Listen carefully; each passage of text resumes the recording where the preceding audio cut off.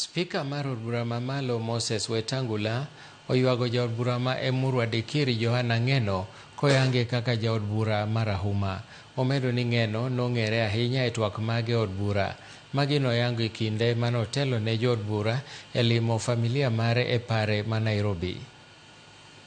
As a parliament, we have lost one of our finest in conduct, finest in debate, finest in leadership.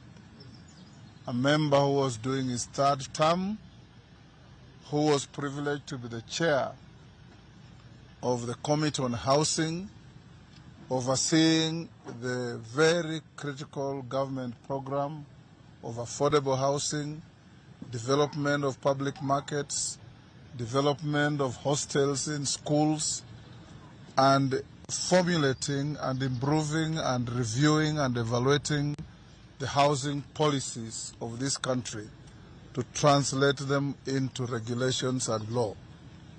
Johanna was a very gifted member of parliament, never speaking out of turn, never offending the standing orders of the House, and constantly consulting where he needed to consult to make rational decisions.